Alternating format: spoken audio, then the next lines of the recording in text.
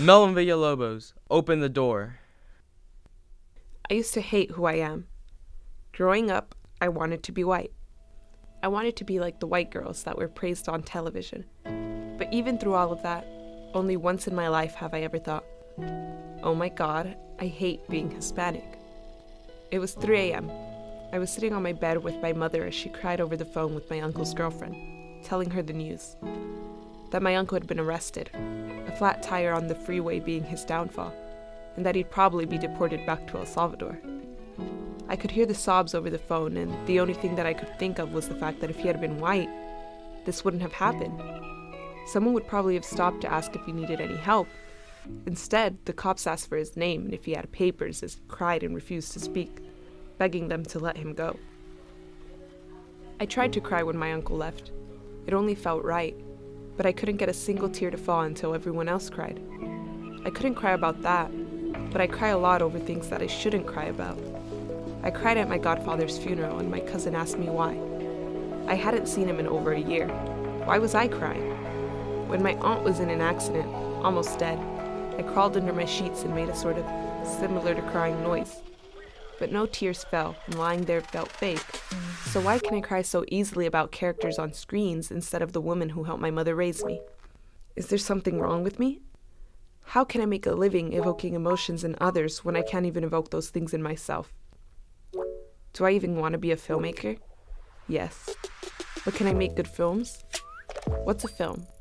Is it something like the blockbuster release that no one can stop talking about, winning award after award? Is it this, what I'm struggling to make here, not knowing how to put what I'm feeling into words? How do I become a filmmaker? How can I be the first person in my family to go to college and let it go to an arts degree? My mother walked miles and miles through a desert while she was pregnant with me, all for the hope of giving me a better life. Is wanting this fair to her? My family has done nothing wrong to me. There's no backstory of negligence, but I'd rather sleep for 13 hours than be in the same room as them. I'm not a good daughter. I haven't even called my mom in days. All I had to do was go to college and get a degree and make some money and help my family. So why am I wasting my mom's time by making her drive me back and forth to film school? I offer to bus it, but she says no. I say I want to make films, but how come when I'm sitting at a table surrounded by others who want the same, I'd rather be anywhere but there? I spend a lot of time on my phone, and everyone always tells me not to and that it makes me kind of boring to be around.